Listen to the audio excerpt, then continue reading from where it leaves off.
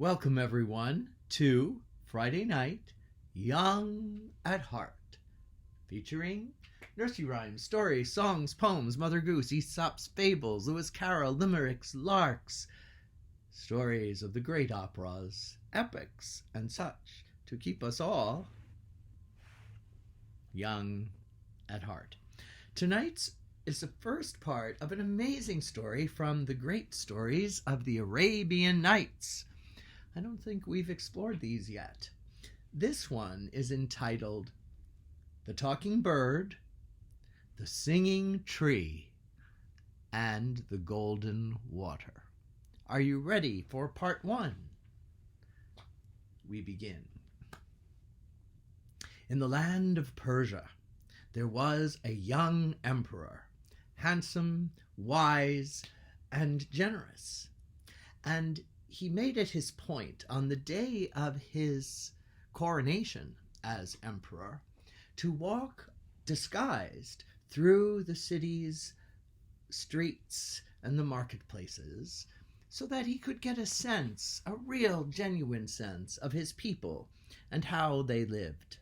And it just so happened, as he was going past a particular home, the window was opened, and he heard the voices of three young women, teenagers, I believe. And he heard them giggling and laughing and imagining what it would be like if their wishes were granted. Being very simple, and this being a very modest home, he was not surprised to hear the first, who happened to be the eldest of the three sisters, saying, "I would like to be married to the baker of the emperor. This way I will live in the palace and have lots of bread to eat. I'd never have to want." And so, giggling, the second sister said in reply, "Oh, that would not do for me. I wish to marry the emperor's chef, for he will cook all these wonderful meals, and I'll be exceedingly well fed. That's what I wish." And the youngest sister, who, as often in these tales, is the most beautiful, said, "Well, hearing your wishes, my wish is to be married to the emperor myself and to be queen of this beautiful land. And then I shall want for absolutely nothing." The emperor, who was of good nature, giggled to himself, and he told his vizier to mark down this exact address. And then they went home, and the next morning he bid his vizier to return to that very house and to order these three young women to be in his presence. The vizier went off, and of course the three young women were frightened to death that the emperor was calling them to be in his presence, but they obliged. In truth, they had to. And so there they are, trembling before him. "Now," said the emperor, "I understand that you girls have a wish, that you each made a wish last night. I want you to tell me what they are." They knew to share these wishes would be impertinent in sharing this with the emperor, not to mention arrogant, ungrateful, uncivil, so they stood quiet, and the emperor enjoyed their silence, knowing that these were women of good breeding, that they knew their manners. But he said, "No, my dear young women, I happen to be very much aware of your wishes. I just insist that you tell the truth, and let us see if your words match what I already know." Well, they had no choice but to divulge. The oldest sister to be married to the baker, the middle sister to be married to the cook, and the youngest sister to be married to the emperor himself. And so, being very much attracted to the young woman, he said to the three, "As for you, be married to my baker, and you married to my chef, and you, my dear, shall be married to me very next day, because your beauty and your humility have touched me greatly." So there was great fanfare, and it seemed that all three were happy. But it did not take long for the older two sisters to become very resentful and jealous of their youngest sister, the youngest, just to think of it. And they decided that they would take their time to plot their revenge, for surely they were more worthy to be married to the emperor. And what is it that they should do? Well, evidently, their husbands were kind of weak in character and decided to go along with whatever plot of revenge these two sisters had concocted, which was simply... Do you want to know now or wait till part 2? All right, I'll tell you now. To bide their time and wait and see, because they wanted their revenge to be deliciously crafty and tastily obnoxious. Well, in time, it turned out that the young queen became pregnant with the first child of the emperor and herself, of course. And they said, aha, we know now how to get into the queen's chambers and concoct our revenge. They told their husbands, go and inquire among all those who have the ear of the emperor and all his advisors, that what better attendants to the pregnant queen than her dear sisters. They should not allow a stranger to attend during this delicate time of her pregnancy. And so the husbands did as they were asked, and in time both their words reached the emperor and the queen herself, who was quite delighted to think that her sisters would want to attend to her. And so it was granted.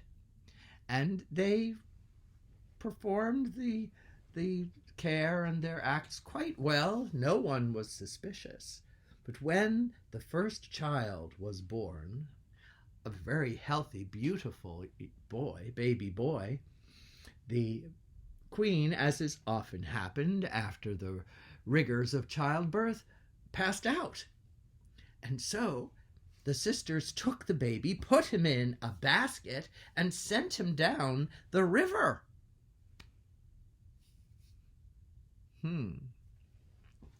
Where might you have heard that kind of story before? Never mind. And they tell the king and the queen when she awakens that a terrible tragedy has occurred, and that instead of giving birth to a baby, a human baby, she gave birth to a puppy, and the puppy has run away.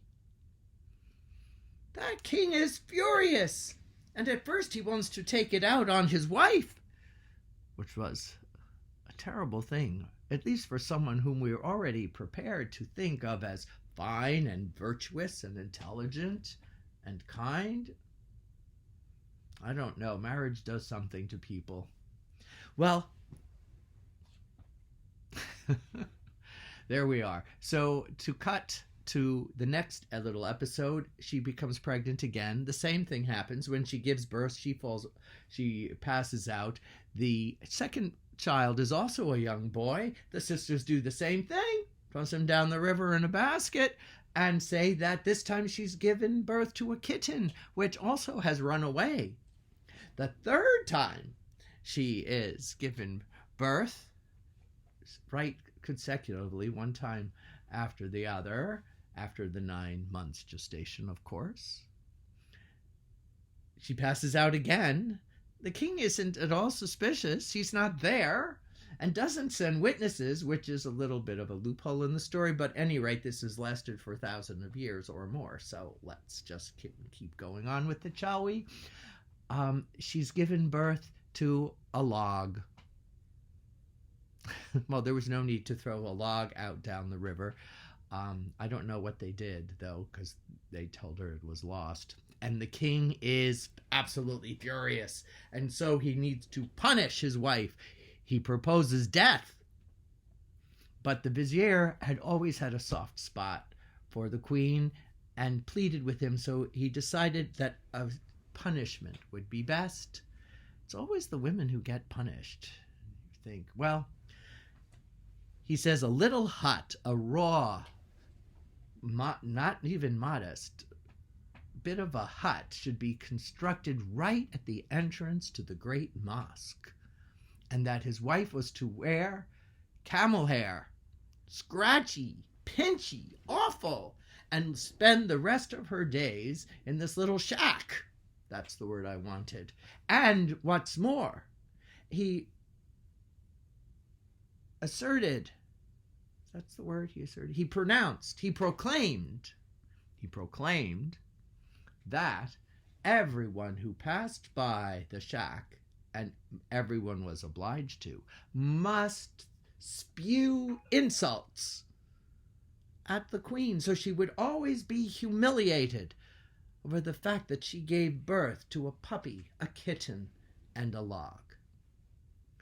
Meanwhile, backtracking a bit in these past 3 years, it was an official of the emperor who lived in a splendid house down the river. And he and his wife had longed for a child. And lo and behold, within less than 3 years, 3 children were given to them, bestowed upon them by the great God. Oh my goodness, how blessed could they be, coming to them in baskets down the river. And they raised them as their own. And the official was so loved by the emperor. He had been given a tremendous salary. He has a beautiful house, almost a palace. And he gives these 3 children all the gifts that a parent would desire to give. Education, sports training, so many things that they were just so blessed to be adopted, as you will, by this officer and his wife. And as it is, because everyone showing great deference to the emperor, who always has to be served, and the service is always about the emperor, he never deigns to inquire of his officer or other servants about their lives. So the officer never even thinks of sharing with the emperor that he has found 3 children to be of his own. And for some reason, I suppose everyone believed that the queen gave birth to a puppy, a kitten, and a log. And that brings part 1 to a close of the Arabian Nights story of the talking bird, the singing tree, and the golden water. Thank you for joining me. Tune in next week for part 2 of 3 of this great story from the Arabian Nights. Have a great evening, everyone. God bless.